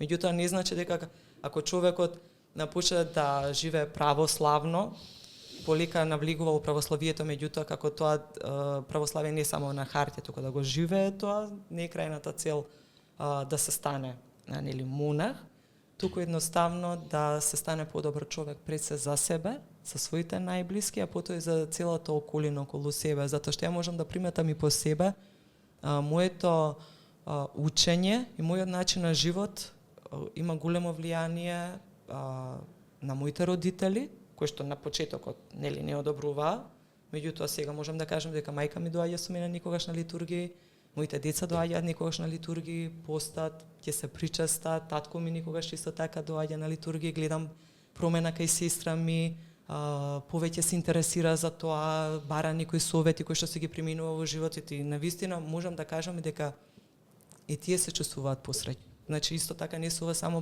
празни зборови, меѓутоа тоа е некое делување во пракса кој што го права животот поубав. Не сакам да го заборавам постењето, затоа што тоа е една од стварите, да кажеме, што се модерни и што луѓето го практикуваат сеедно. Значи дали се верници или не се. Постењето е нешто што се практикува, да кажеме, како диета, како начин на слабење, како нешто чистење, така го викаат. Значи тоа е зборот. Така, сакам да се изчистам. Сакам да се изчистам и да кажеме не јадат месо, не јадат јајца, нели целиот се што е животинско. Да. Али во исто време пушат цигари, во исто време пијат алкохол, мислите се такви какви што се. Што мислиш за феноменот? Па вака, сега кога се пости, исто така постењето е пропишано како треба да се практикува, меѓутоа најважно е какви ни се мислите и каква ни е душата. Може некој да пости цел пост, што е предвиден, без масло, да оди во црква, меѓутоа ако има една лоша мисла према некој свој близок, дали пријател, дали е скаран со некој, ништо не вреди тоа. Така да најважно е какви луѓе сме, какви ни се мислите, каква ни е душата и љубовта према луѓето. А постоењето секако дека има бенефит врз телесното здравје, меѓутоа сепак овдека има еден духовен аспект, а тоа значи, може се од лично искуство да кажам, борење со својата страст и јакнење на мојата волја. Јас сум голем гурман и моето јадење се состои најчесто од млеко и млечни производи и месо. На некој постоењето може да не му е толку тешко ако не ги јаде тие работи, меѓутоа за мене е навистина голем предизвик. Меѓутоа се ја знам мојата цел, зошто тоа го правам. Некогаш тешко, некогаш малку полесно, меѓутоа со трпение, со истреност и со вера успевам да ги издржам постите како што се пропишани, а колку можам исто така да негувам убави мисли, да бидам пред се добар човек. Нормално јас некогаш, значи не дека не помислам некогаш некој доколку нели го одземе мојот мир за момент, меѓутоа тоа е моментот на свесност кога сето тоа многу брзо поминува. Буквално многу брзо.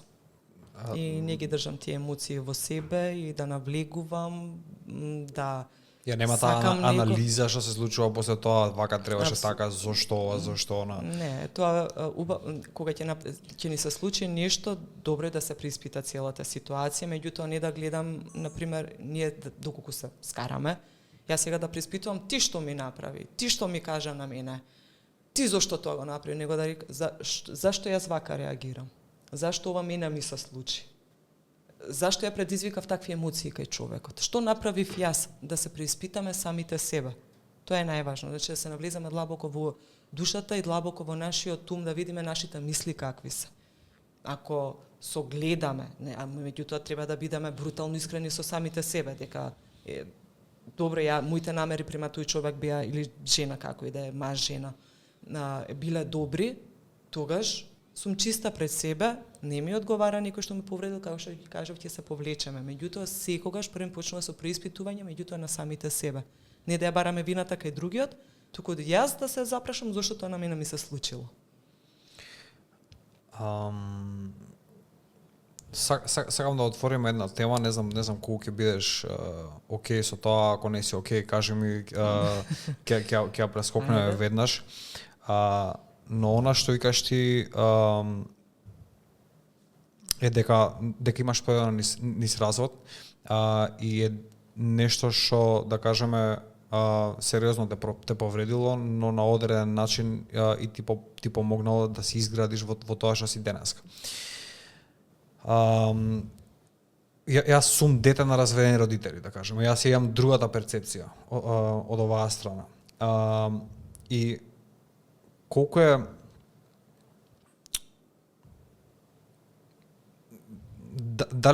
дали се земаат во предвид, да кажеме, децата кога се пристапува кон нешто такво, последиците кои што се оставаат врз нив. Така е, тоа се прашања кои што јас ги разговарав со психолог, кој што ги разговарав со психијатар, имам многу добар пријател кој што е психијатар, кој што најчесто, значи, не се советувам ја само со свештени лица од своите книги, меѓутоа ги гледам никогаш ништата и низ призмата на психијатријата. Се консултирав и со свештени лица, нели, кога си кажам на мојот духовен отец како стојат нештата, имав ми беше кажано дека православието дозволува и развод. Најубаво е луѓето кога ќе се венчаат да си останат за секогаш да работат на себе, меѓутоа постои момент кога воопшто не е добро, кога најдобро секој да си помине на својот пат. Секако и пред да се донесе таа одлука беше тешко и за мене, и за децата, и за мојот бивши сопруг, меѓутоа полека успеавме да надминеме се. Сега можам да кажам дека со мојот бивши сопруг имаме одлични релации, тој е одличен татко на моите деца. Се договараме лично за гледање, кога сака ги гледа, кога сака ги зима, се дружат на одмор, апсолутно не постои никаков проблем во родителството, бидејќи доколку на мене и на мојот бивши сопруг не ни дало како брачни партнери, ние сме пред се родители на нашите деца, како што децата имаат потреба од мајка, има така потреба и од татко, така да функционираме безпрекорно. Препораката би била, предпоставувам, да се потиснат сите тие несогласувања и негативни чувства. Не да се потиснат, туку да се решат тие несогласувања и тие негативни чувства и на вистина никогаш е најдобро да секој да си тргне по својот пат и тоа е најдобро за мирот на брачните партнери и за мирот на децата. Кога доаѓа до развод, нели, јас си ја кажувам мојата верзија, сигурно бившиот партнер си има некоја своја верзија за нашиот брак и затоа јас сакав да се консултирам без пред да донесам била каква одлука, не со мои блиски кои нормално ќе бидат на моја страна, туку со некои луѓе кои што не се блиски, кои што ќе ги кажат реално работите од повеќе од нивна перспектива, се консултирав, како што кажав, и со свештени лица, и со психолог, и со психијатар, и по нивните насоки, моите размислувања и убедувања свативме дека тоа е најдобрата одлука за сите нас. Но после периодот што следува после тоа, значи како да им се представи, да мора да биде тешко, значи не може да не биде тешко. Јас кога гледам некои луѓе кога ќе дојдат до некаков развод, наеднаш се однесуваат како супер ми е, се едно ми е, почнуваат повеќе да излегуваат, да си барат некакво пополнување на својата празнина, меѓутоа тоа е само одложување на вистинските чувства. Ќе дојде момент кога ќе пукнат и потешко ќе се состават. Затоа треба полека да си го поминат сето тоа, сите тие чувства, сите тие мисли, сите тој период на никакво, ако можам да кажам, жалење и потоа чекор по чекор да се доаѓа до некаков подобар живот. Меѓутоа, како што кажав, тоа бара свесност и работа на себе. Мислам дека корекцијата ти беше во вистинско време и на вистинскиот збор.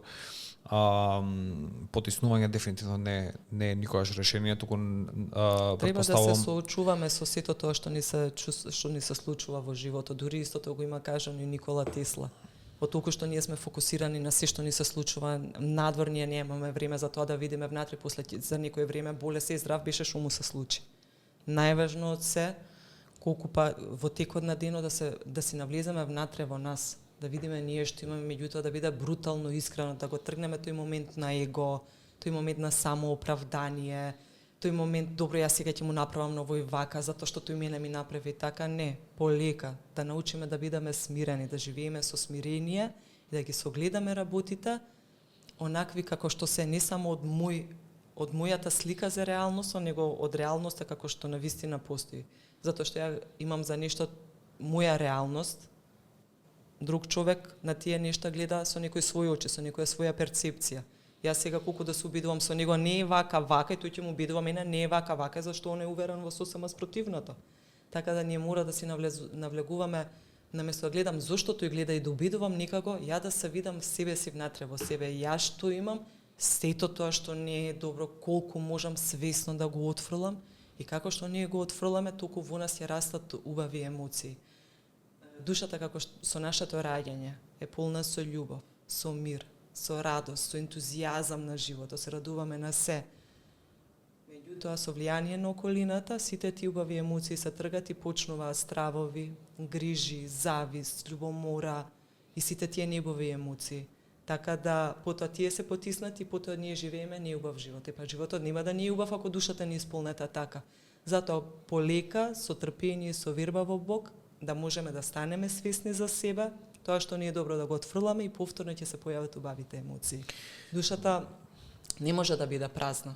Душата мора да биде исполнета. Ако не е исполнета со љубов, со радост, со мир, тоа ќе е исполнето со сето тоа што е спротивно на тоа. Како што кажа, ние се раѓаме, кога се раѓаме, душата ни е полна со убави емоции, со убави намери. И во текот на живењето све тоа се менува. Се конвертира на начин да стануваме стварно предатори. Значи веќе не знам ни дали сме имаме човечки облик, но сме многу сурови створени на некој начин. Не. Мојата перцепција. Мојата перцепција е да, тоа е некоја твоја перцепција, меѓутоа мојата перцепција е дека навистина има прекрасни и предобри луѓе. Никако Дури преска Каде Симона? ги има во Македонија. Зашто не ги гледаме? Па не ги гледаме зашто не сакаме да ги видиме и најчесто луѓето ги проценуваме врз основа на тоа што го имаме ние внатре. Затоа кажам, кога ќе ги гледаме луѓето, првин да работиме на себе, да исчистиме тоа целото ѓубре што не е во ред, да го наполни, да се наполни со сето тоа што е убаво, ќе ги перцепираме луѓето на друг начин. Јас навистина сум обкружена со прекрасни луѓе, со прекрасни другарки, вистински другарки и со прекрасни луѓе кои што ги сретнувам секојдневно. Преска имав можност да бидам на ручек со едни луѓе со кои што имавме некоја деловна соработка.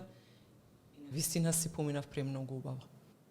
И навистина има луѓе што навистина се добри. Ние во Македонија мислам дека се уште го имаме моментот на заедништво. Се уште кога ќе се случи нешто убаво, целата нација се радува за тоа. Кога ќе се случи некој немил настан, сите не погодува тоа. Значи се уште имаме таа поврзаност и таа поврзаност треба да ја негуваме и таа емпатија према луѓето. Така да не се сите луѓе предатори, лоши, а може би тие така станале затоа што кај нив се створил некаков одбрабен механизам од животот, тоа што им го носло, едноставно така им е полесно да се бранат од се и да напаѓаат, за ним да им биде полесно. Да, мислам дека токму тоа е причината. Очигледно различно ја доживуваме Македонија, јас и ти се движиме во многу различни кругови, затоа што мојот круг, да кажеме, не дека се луѓето лоши, ама повеќето од нив, 90% да кажеме, имаат развиено сериозни одбранбени механизми во кои што не дозволуваат ништо да пробие, егото е премногу високо затоа што едноставно животот ги научил дека на таков начин може да се пробијат. Дека она што ти го викаш повеќе емпатија, повеќе трпение, благодарност и така натаму не им донело ништо добро. Барем за тој период дури го практикувале тоа. Значи, и се откажале едноставно од тоа и продолжиле. Тоа нема период на практикување. Тоа не може, за тоа кажам, не може тој момент мисли позитивно, биди благодарен и се ќе биде убав. Едноставно не иде така животот. Значи, тие очекувале најверојатно, значи луѓето очекуваат кога ќе направат никогаш ништо добро, да им се каже фала и никој да биде благодарен. И некој да го види тоа. Е така. Меѓутоа тогаш тоа не е добрина направена од срце, ако некој сакаме да ни каже фали, да ни врати, сега јас тебе ти направив добрина, сега врати ми ти на мене. Тогаш нашата добрина и нашата намера не била честна и искрена. Кога се прави добрина искрено и од срце за да направам добро за некој. Ако дали тој ќе ми врати, дали тој ќе биде благодарен или не, тоа е негова работа. Мојата душа е чиста пред мене и пред Господ дека мојата намера за таа добрина е направена од никаква желба сето тоа да ми биде вратено назад. И затоа тие луѓе што наоѓаат некакви разни начини за да успеат, тоа е се моментално. Тој сјај, тој гламур што го гледаме, тоа е се моментално. Ќе дојде период кога сето тоа ќе им дојде на наплат. А сето тоа можеме да го видиме, не знам, еве, кај холивудски звезди, кога ќе речеме убав е, богат е, моќен има се, и на крај се самоубиваат. Затоа што на тој пат тие изгубиле својата душа, тоа е најважното нешто. Дури имаше еден период кога читав луѓе на крајот на својот живот, зашто најмногу жалат. Најголем процент е што цело време работеле, што трчале по пари, а парите не се најголемата среќа, што поминувале помалку време со своето семејство, со своите деца. Меѓутоа тогаш веќе е доцна. Затоа убаво е на време да се освестиме кои се тие вредности што сите луѓе треба да ги имаме, дека најважно сме да бидеме добри со нас, да бидеме добри со фамилијата, нели, како што кажавме, фамилијата е во некои добри односи, да бидеме со нашите пријатели, да бидеме припадници на таа заедница. А луѓето, исто на овој разговор, исто така честопати кога седам, луѓето се вакви, добро. Ќе седнам со други, истото, луѓето се вакви. Па сега сигурно никој за мене, никој за тебе збори. Како не, види што зборили за тебе, ќе каже, видиш што збори, тоа е вако.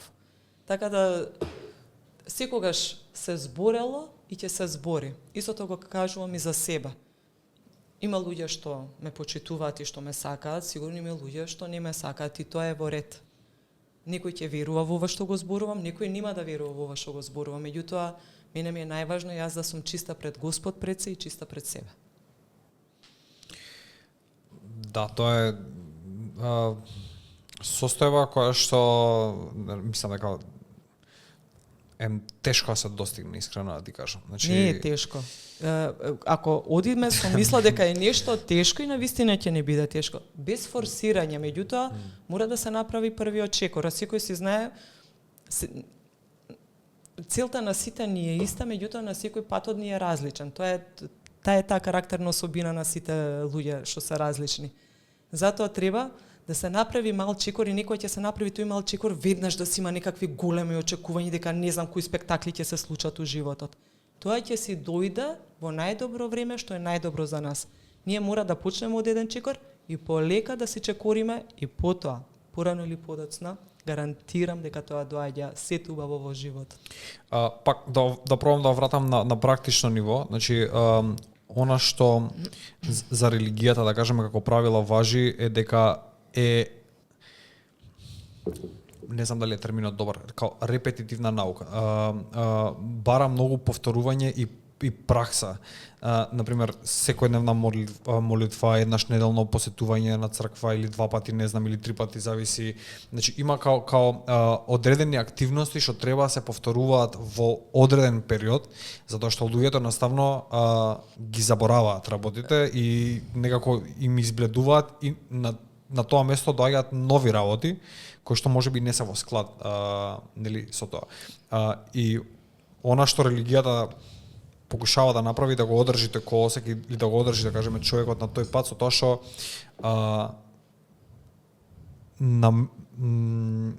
воведува активности кои што се репетитивни, кои што мора да се практикуваат. Па цел живот е репетитивен. Например, за некој да стане добар фудбалер не може само да гледа едну такмица, еднаш да оди на тренинг да стане добар фудбалер, така? Значи мора да иде постојано на тренинзи да се подобрува цело време за да дојде до определен стадиум. Тоа е во било која професија, во било кој дел од животот.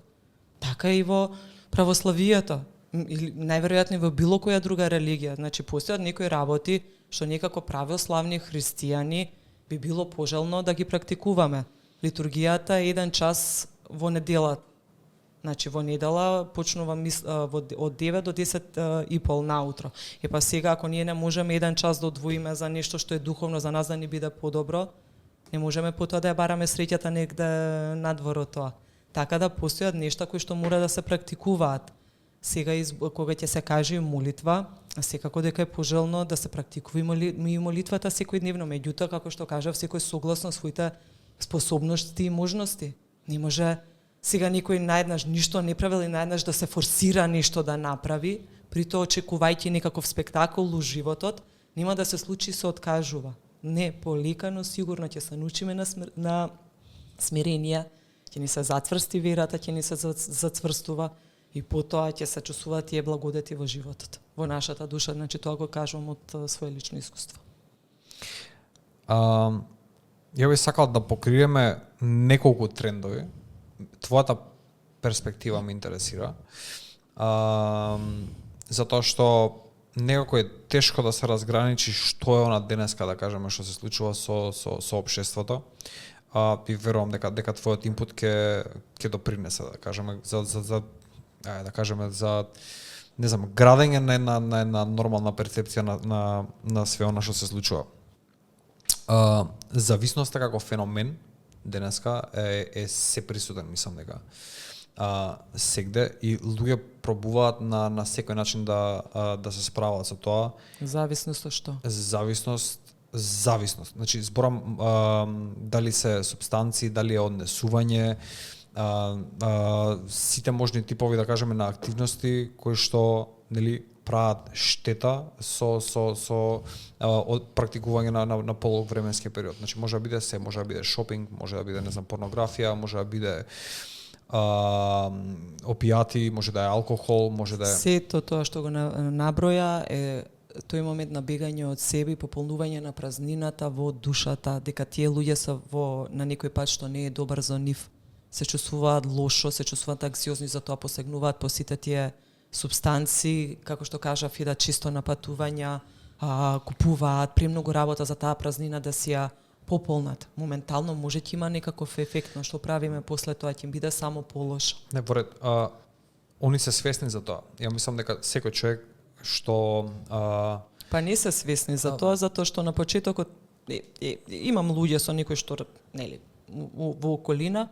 Многу интересно што повеќе сите тие субстанции, сега не знам, може некој ќе ми замери, меѓутоа марихуана, кокаин, останати субстанции, како и прекумерно користење на алкохол, тоа се смета како некој стил на живење, повеќе не се гледа ништо лошо во тоа. Тоа е потребно со малку да се дигнам, малку да се смирам, меѓутоа не можам да кажувам за тие телесни моменти што ги предизвикуваат таа телесна зависност. Меѓутоа тоа е наштетување на душата.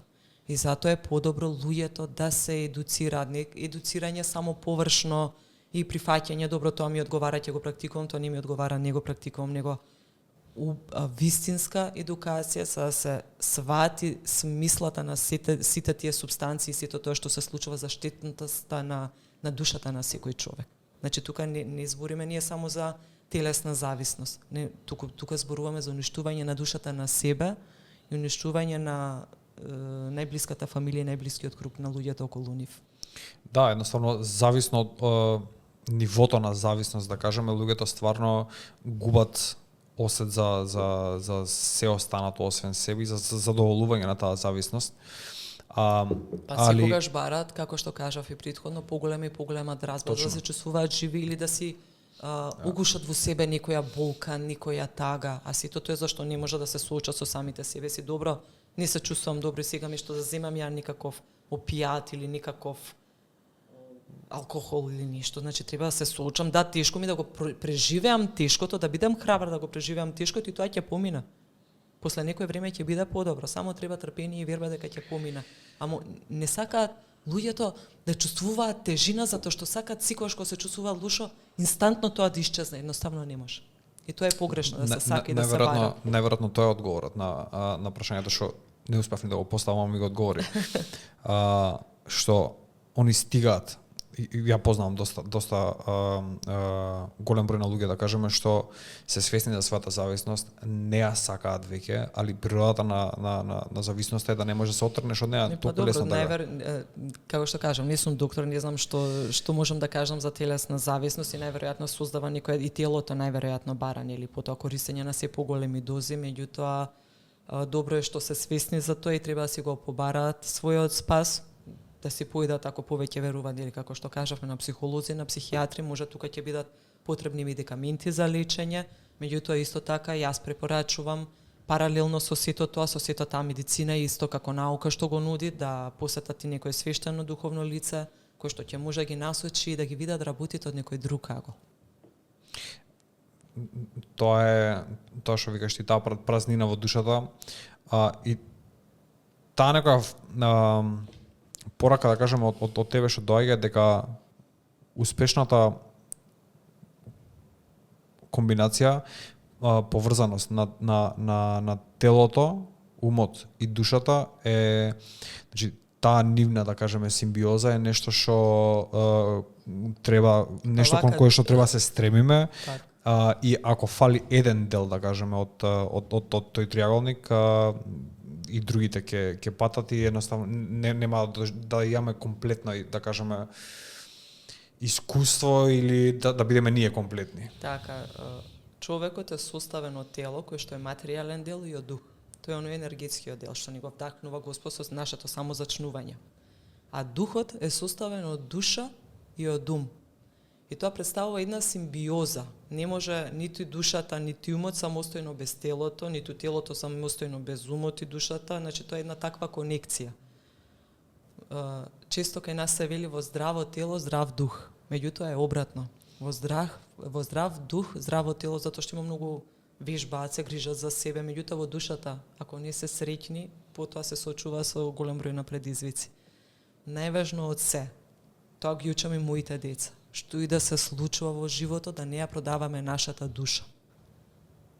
Колку имаме, што имаме, да биде благословено од Бог и да го прифатиме тоа со голема благодарност, да не бидеме алчни за уште повеќе и за зошто мене само вака на друг нешто му се случува, нешто што ние сакаме да ни се случи, а не ни се случува, зашто секогаш се што ни се случува и тоа што го имаме во моментот во тој живот и на местото каде што сме е најдоброто за нас во тој момент, иако можеби не ни делува така.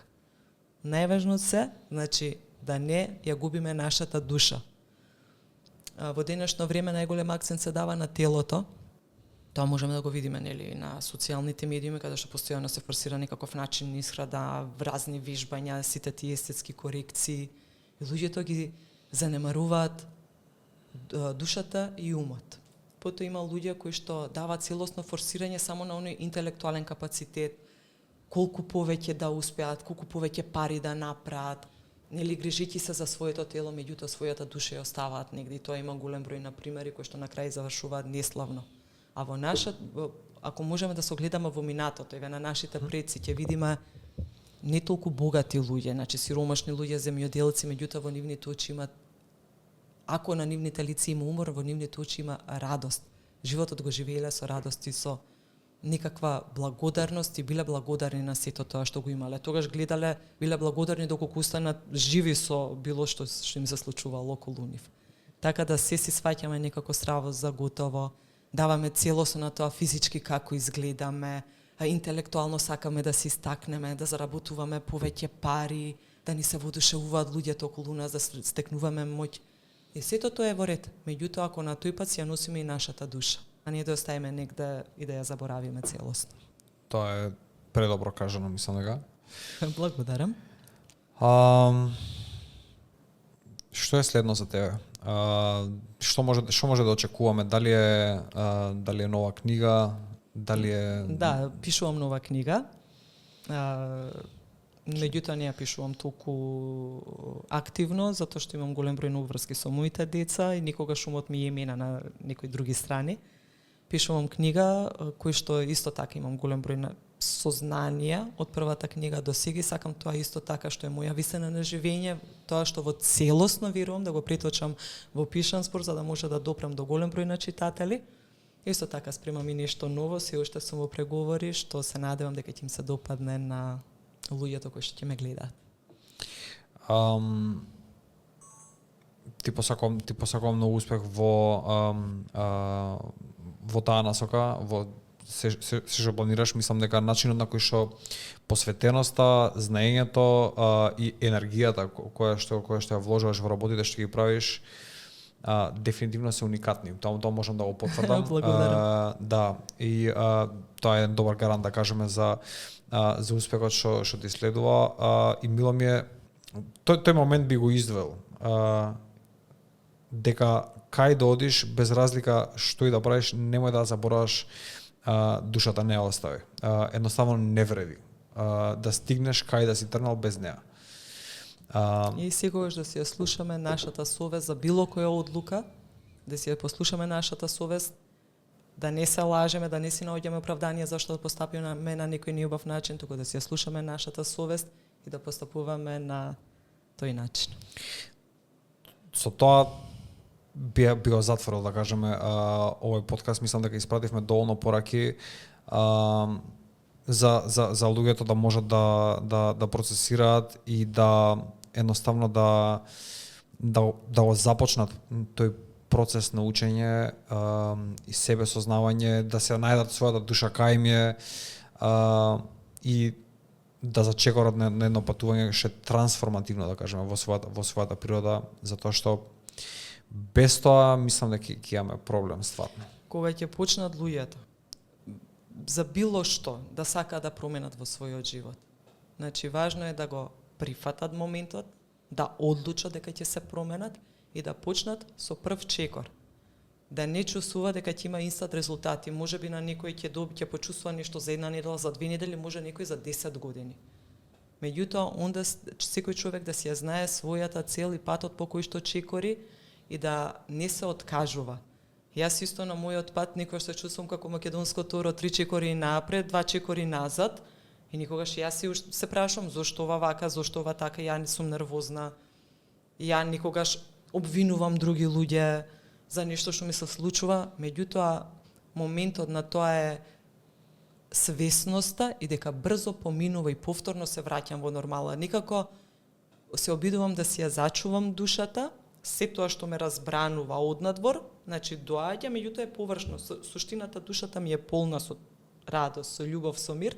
Однадвор ништо ќе ме разбранува, меѓутоа како што е однадвор, го оставам однадвор, не дозволам да ми влезе внатре. Добро, тешко е, окей, ќе си плачам, ќе се нервирам, може да се развикам, меѓутоа тоа трае многу кратко трајање, го оставам да се помине. Уште еднаш Имам и подароче. Мојата книга, не знам дали ја имаш? Не, ама најверојатно ќе ја добиам по тоа што ми изгледа. Повели. Како на гости не се доаѓа со празни раце. Ти благодарам. Ова е нешто што сигурно ќе го прочитам и може да ни кажеш за сите останати каде може да ја најдат. Книгата е издадов со издавачка Куќа 3, така што може да ја најдат во книжарите на 3, во книжарите на литература или да ја нарачаат онлайн на книга.мк. И книгата ја напишав исто така на многу лесен и едноставен начин за да биде разбирлива за секој. Буквално да чита најмало дете, да може да разбере што се случува и што сака писателот да каже. Ќе го оставиме линкот во описот од видеото, сите ќе може да ја најдат таму. Тебе ти благодарам уште еднаш за гостувањето и до некоја наредна прилика. Поканата и се надевам дека допревме барем до еден човек да се запраша за својот живот, доколку се чувствува некоја неубава ситуација, да почне да си го наоѓа својот пат. Ти благодарам. Благодарам и на тебе.